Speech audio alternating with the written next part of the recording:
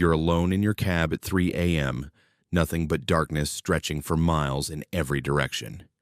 Your CB crackles to life, but the voice on the other end knows things about you that no stranger should know. Welcome back to Verified Souls, where tonight we're diving into 3 encounters that will make you question everything you thought you knew about those lonely highways.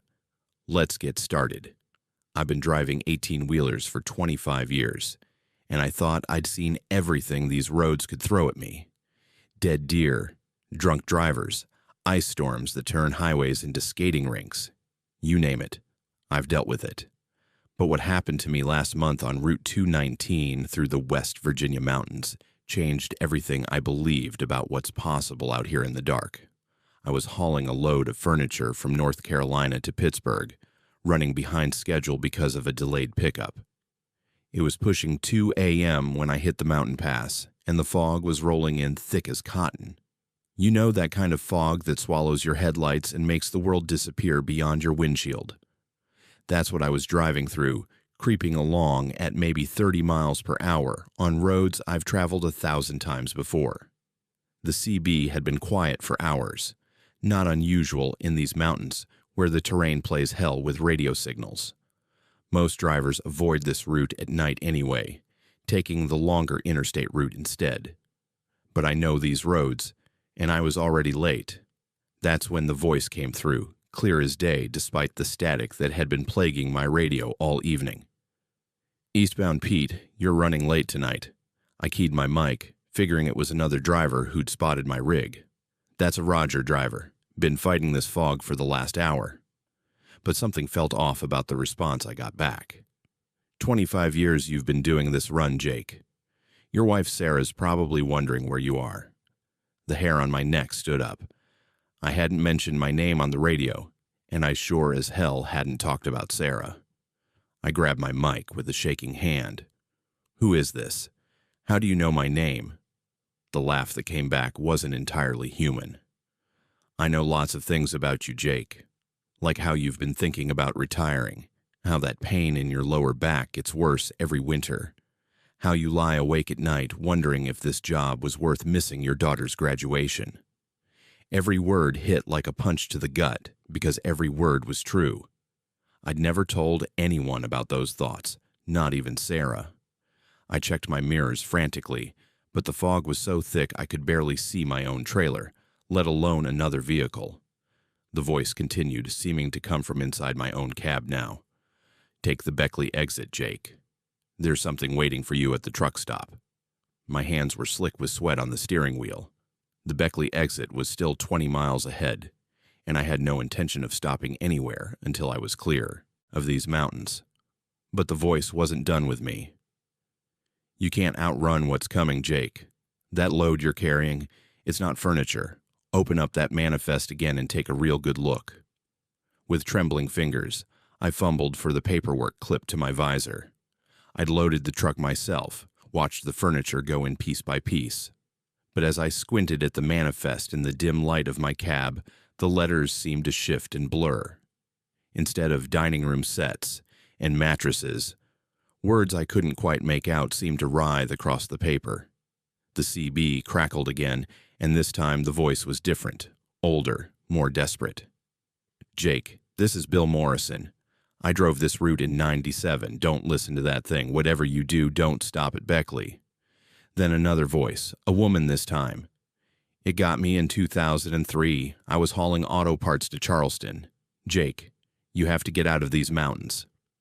The voices were overlapping now, a chorus of drivers, all speaking at once, all warning me, all telling me their stories of what happened when they stopped, when they listened, when they gave in to whatever was hunting these roads. My speedometer crept up to 40, then 50, fog be damned. I had to get out of there. The original voice cut through the chaos like a blade. "They're all with me now, Jake. All those drivers who thought they could escape. But you're different. You're still fighting. I respect that." The fog began to clear as I crested the final ridge, and I could see the lights of civilization spreading out below me. The CB fell silent except for normal static. I drove straight through to Pittsburgh without stopping, delivered my load, and called Sarah from the terminal. I told her I was coming home, that I was done with long hauls, done with night runs through mountain passes. She was surprised, but didn't question it. Some things you just know when you hear them, even if you can't explain them. I still drive, but only local routes now, only during daylight hours. And I've never taken Route 219 again, because sometimes the voices on the CB aren't other drivers looking for company on lonely roads. Sometimes they're something else entirely, something that knows your name and your secrets and exactly what you're afraid of in the dark. Look, I'm not the kind of guy who believes in weird stuff. I fix problems. I make deliveries. I get paid. Simple as that. Been running my own rig for 12 years now, coast to coast, seen every truck stop from Seattle to Miami. So when I tell you what happened at that place off I-80 in Nevada, you gotta understand. I'm telling you facts, not some campfire story. I was 3 days into a furniture run from Los Angeles to Chicago when my engine started making a noise that made my stomach drop. You know that sound when something expensive is about to break? Yeah, that sound. Temperature gauge was climbing too, and the nearest town was still 60 miles out. But there was this truck stop coming up, one of those old-school places that looks like it hasn't been updated since the 80s. Hand-painted sign said Desert Rose Travel Plaza, and honestly, it looked like exactly the kind of place I'd normally skip. But when your engine's overheating in the middle of nowhere in Nevada, you don't get to be picky. I pulled in around 2 in the afternoon, and the place felt wrong immediately. Not dangerous wrong, just off. There were maybe 8 other trucks parked there, which was weird because the lot could easily hold 50. The building looked tired, faded paint, cracked windows, but everything was clean and functional. I parked near the fuel pumps and popped my hood, hoping it was just a loose belt or a clogged radiator. The mechanic who came out to help was this older guy named Pete. Friendly enough, said he'd take a look, but it might take a while. So I went inside to grab some coffee and waited out. The diner was one of those classic setups. Red vinyl booths, checkered floor, pie case by the register. There was a family in the corner booth, mom and dad with 2 kids, the little girl coloring on her placemat. Couple of drivers were nursing coffee at the counter, and a waitress named Dolores was refilling sugar dispensers. Normal stuff, right? I ordered a burger and settled in to wait. Pete came back after an hour and said he'd found the problem, but needed to order a part. Wouldn't arrive until tomorrow morning. Great. But the place had a motel attached. Clean rooms, fair price. What choice did I have? I checked into room 12, called my dispatcher to explain the delay, took a shower, and grabbed dinner. That family was still there, still in the same booth, the little girl still coloring. Same page, actually, which struck me as weird because she'd been working on it for hours. But kids, you know, they get focused. The next morning, I woke up, grabbed coffee, and waited for Pete to install my part.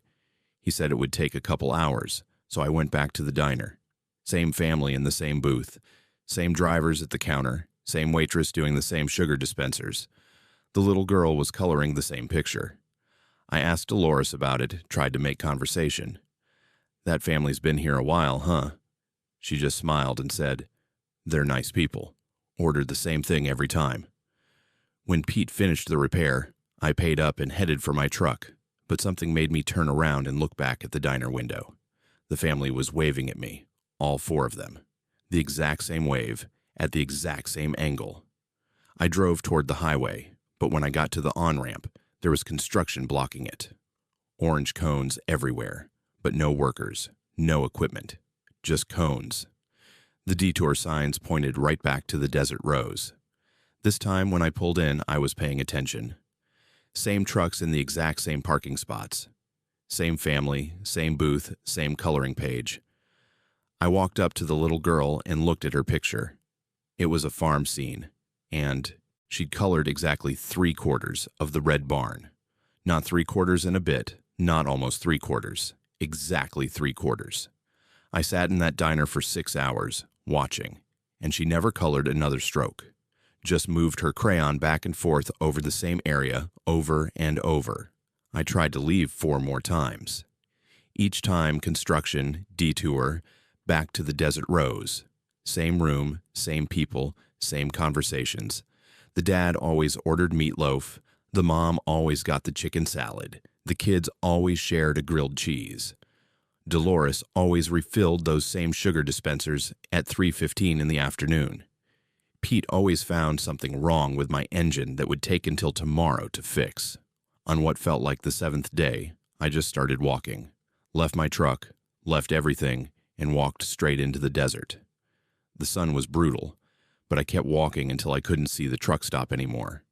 Then I kept walking until I found a highway, flagged down a state trooper. Told him my truck broke down, gave him the location. He looked at me funny and said there hadn't been a truck stop at that mile marker for 15 years. Said it burned down, never got rebuilt. But he drove me back to where I said my rig was, and there it was, parked on the side of the highway, engine running fine. My logbook showed I'd only been gone 3 hours, but I know I was there for days. I know what I saw, and sometimes late at night when I'm driving through Nevada, I see that hand-painted sign in my peripheral vision. But I never slow down to look. 3 months out of trucking school and I thought I had it all figured out. Clean CDL, perfect safety record, and my first solo cross-country run, Detroit to Los Angeles, with a load of steel fabrication equipment. My trainer had warned me about staying alert during night drives, but nothing prepares you for what's actually out there, waiting in the dark. This happened on my second night, somewhere in the industrial wasteland outside Gary, Indiana. You know that stretch where the highway cuts through miles of abandoned factories and chemical plants. During the day, it just looks depressing, but at 3 a.m. it becomes something else entirely. Half the streetlights are burned out, creating these pockets of absolute darkness between pools of sickly yellow light. I was making good time when I heard the first impact against my trailer. Not a rock or road debris. This was deliberate, like something had thrown itself against the aluminum siding. I checked my mirrors, but saw nothing except empty road stretching back into darkness. Maybe 20 minutes later, it happened again, this time harder, hard enough to make my whole rig shudder. The sound echoed off the concrete barriers and factory walls like a gunshot. My CB was dead quiet. No other drivers on this route at this hour. I keyed the mic anyway. Breaker 19. Anybody else running eastbound through Gary? I think something's wrong with my trailer. Static. Nothing but static. The third impact was different. Instead of hitting and bouncing off, whatever was out there scraped along the side of my trailer for maybe 30 feet, metal on metal, like claws dragging across aluminum. I could hear it clearly over my engine noise, could feel it through the steering wheel. I floored it, pushed my speed up to 75, but these industrial roads weren't designed for that kind of speed. Too many curves, too many on and off ramps leading to shuttered plants and empty loading docks. That's when I saw it in my passenger mirror. Just a glimpse of something large and dark keeping pace with my truck, moving between the shadows of overturned rail cars and construction equipment. I grabbed my CB again, more desperate this time. Mayday, Mayday, this is eastbound Peterbilt on Route 12 through Gary. Something's attacking my trailer. If anybody can hear this, I need help. The response came back in a voice I didn't recognize, rough and tired. Kid, you need to get off that highway right now. Don't stop at any of the truck stops. Don't pull over. Just get to the interstate and keep driving. Before I could ask who he was or how he knew what was happening, the CB went dead. Not static. Completely dead. The attacks were coming faster now, more coordinated. Whatever was out there had figured out my speed and rhythm. He would disappear for minutes at a time, then suddenly appear beside my cab just outside the reach of my headlights. I caught glimpses. Something massive, definitely not human, moving on all fours, but with an intelligence that made my blood run cold. It was hurting me, I realized, forcing me to take specific exits, steering me away from the main highway and deeper into the industrial maze. When I tried to ignore its guidance and stay on Route 12, it slammed into my trailer so hard that I almost jackknifed. I found myself on increasingly narrow roads, past row after row of gutted warehouses and chemical storage tanks. My GPS showed I was still heading east. But these weren't roads I'd studied in my trip planning. The thing was getting bolder, running alongside my cab for longer periods, and in my mirror I could see it clearly now. Roughly the size of a bear, but built wrong. Joints bending in directions that defied anatomy. Its eyes reflected my taillights, like headlights themselves. And when it opened its mouth, I could see rows of teeth that belonged on something that lived in the deep ocean, not the industrial Midwest. The chase ended at an abandoned truck stop, the kind of place that's been closed so long the weeds are growing through cracks in the parking lot. My fuel gauge was running low, and the thing had blocked every other route. But as I pulled into the empty lot, I saw them. Other trucks, maybe 15 of them, parked in neat rows like they were waiting for loading. Except these trucks were old, some dating back decades, and they were all empty. No drivers, no lights, no signs of life. Just row after row of abandoned rigs slowly rusting away in the Indiana weather. I put my truck in reverse and gunned it backward onto the highway, almost clipping a concrete barrier in my panic. The creature didn't follow. It just watched from the truck stop entrance as I drove away, like it knew I'd be back eventually. I made it to the interstate before dawn, and I've never driven through Gary again. But sometimes I wonder about those other trucks at that abandoned stop, and whether their drivers started out just like me, young, confident, thinking they knew what the road could throw at them. Don't let that be you. Stay vigilant out there, trust your instincts, and remember, if something seems wrong, it probably is. This is Verified Souls, and we'll see you in the next one.